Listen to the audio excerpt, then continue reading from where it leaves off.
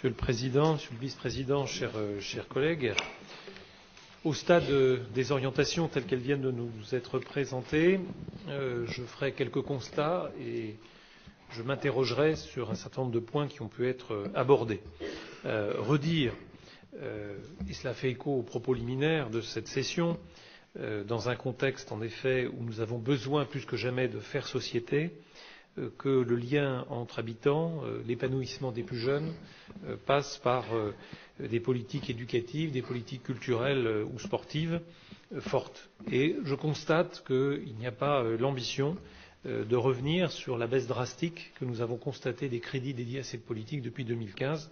Je rappelle que ce sont 2,4 millions d'euros qui viennent à manquer depuis 2015. Vous évoquez aussi la question du chéquier jeune et de sa montée en puissance, sans pour autant étayer concrètement ce qualificatif.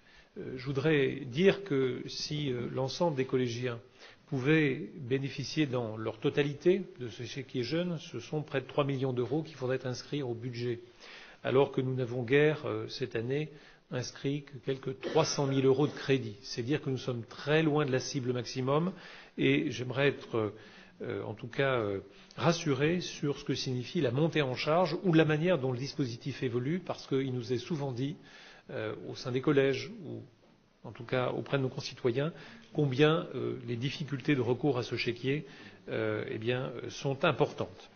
Sur la question fiscale, notre collègue président de groupe vous a fait promettre de ne pas augmenter la fiscalité, en tout cas 2 des 3 fiscalités, d'ici à la fin du mandat. Je voudrais rappeler que 2 de ces taux de fiscalité ne peuvent plus être majorés. Déjà, ça concerne effectivement la taxe d'aménagement et cela concerne la question des droits de mutation à titre onéreux. Alors, la taxe d'aménagement, elle devrait rapporter quelques 10 millions d'euros. Je veux redire combien cela crée une bouffée d'oxygène pour les finances départementales, vraiment, alors que nous l'avions imaginé à un niveau moindre il y a maintenant quelques années. Et puis, concernant les droits de mutation à titre onéreux, le rapport le dit, ce sont près de 16 millions d'euros qui viennent au budget départemental du fait du pacte de confiance et de la majoration de 0,7 points prise il y a maintenant quelques années, autant de mesures qui vont permettre d'équilibrer le budget à venir. Donc je tenais à le dire parce qu'il faut, je crois, en matière fiscale, séparer le bon grain de l'ivraie.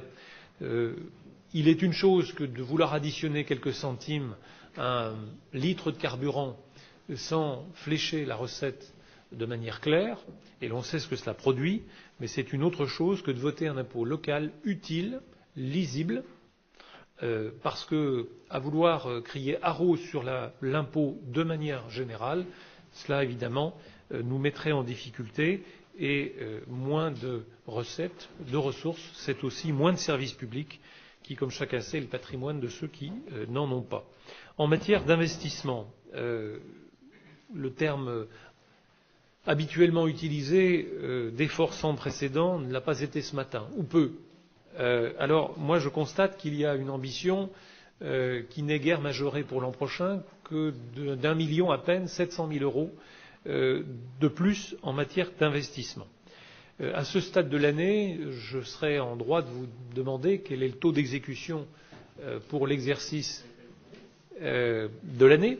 Alors peut-être n'ai-je pas été assez attentif, mais ce que je veux dire, c'est que, en tout cas, 80%, 90%. Bon, parce que je vais me rappeler que, pour l'heure, nous sommes encore loin d'une moyenne des années passées sur le montant donc de l'investissement réalisé. Je rappelle 107 millions sur les années 2011-2015.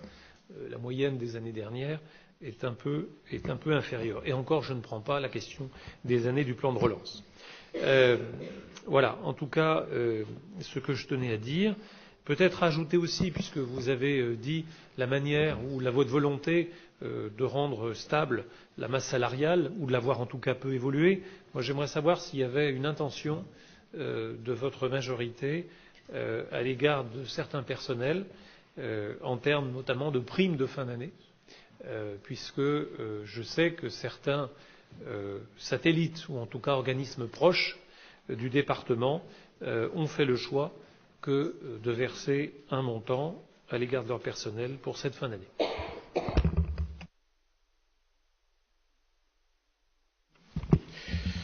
Oui, Monsieur le Président, moi je me réjouis toujours des interventions de Christophe Greffet, vraiment. Parce que, d'abord, il est toujours nostalgique du passé, et quand on l'écoute, il est nostalgique de l'augmentation des charges de fonctionnement. Donc il sera intéressant de porter ça à connaissance des Indignoises et des Indignois, en regrettant les efforts qui ont pu être faits par le passé dans un contexte que chacun connaissait et qui a été rappelé depuis 2015. Quand vous parliez des efforts qui ont été faits en début de mandat, si nous avons aujourd'hui des ratios financiers qui sont de bonne portée, c'est aussi parce que nous avons su faire des efforts qu'il fallait en début de mandat, ne vous en déplaise. Et moi, quand j'entends qu'effectivement vous regrettez qu'on ne revienne pas sur des baisses de dépenses de fonctionnement, je trouve que c'est très intéressant de vous écouter. Et en parallèle, finalement, vous vous réjouissez, une fois de plus, mais c'est pas nouveau, d'avoir augmenté la fiscalité. Donc je trouve que dans le débat actuel des Gilets jaunes, votre position est intéressante à apporter, parce que vous réjouissez effectivement d'avoir augmenté les niveaux de fiscalité, d'avoir effectivement fait progresser le taux des droits de mutation, puisqu'il a été déplafonné, 3,8 à 4,5, donc plus 0,7. Vous êtes très heureux d'avoir augmenté la fiscalité. Moi, je me réjouis de cette position. Vous pourrez vous en prévaloir, sans doute, en écoutant nos concitoyens qui, aujourd'hui, ont un vrai ras-le-bol fiscal. Non, nous ne sommes pas du tout dans cette logique depuis le départ. Nous gérons au plus juste, et finalement, les résultats qui sont proposés aujourd'hui lors de ce débat d'orientation budgétaire nous donnent raison, parce que tout simplement, elles nous permettent d'afficher nos priorités et de les assumer. Et que, effectivement, si vous avez augmenté les taux avant, eh bien, oui, alors on vous sent un peu amer que ce soit une autre majorité qui bénéficie de ces recettes, j'entends bien, mais dans le contexte actuel, avouez que c'est un peu paradoxal de se réjouir d'avoir augmenté la fiscalité. S'agissant du chéquier jeune, bon, la montée en puissance, elle se fait doucement, effectivement. Ce débat, on l'a eu. Il s'agit de savoir, effectivement, comment mieux, peut-être, communiquer en direction des collégiens et de leurs familles, pour qu'effectivement plus de familles et de jeunes s'en saisissent. En tout état de cause, à partir du moment où le projet a été assumé, a été mis en œuvre, conformément d'ailleurs à une promesse de campagne, eh bien je crois que ce qui est clair pour nous, c'est que nous assumerons financièrement les conséquences, et qu'effectivement, si les dépenses afférentes au déploiement du dispositif s'avèrent supérieures, nous les assumerions, et donc il n'y a aucune inquiétude à avoir là-dessus. Simplement, nous affichons effectivement des dépenses à ce stade qui sont plutôt prudentes, en lien avec ce que nous connaissons. S'il y a lieu d'aller plus loin, il y aura bien évidemment d'abord au moment du budget, on affinera, et puis lors des DM, le cas échéant, mais ça n'a pas été le cas jusqu'à maintenant. Sur l'investissement, vous n'aviez pas écouté effectivement mon intervention, mais bon, je vous en excuse par avance. Mais effectivement, on est sur un taux d'exécution, qui est supérieur à 90% à ce stade, sachant que effectivement tout n'est pas encore définitif.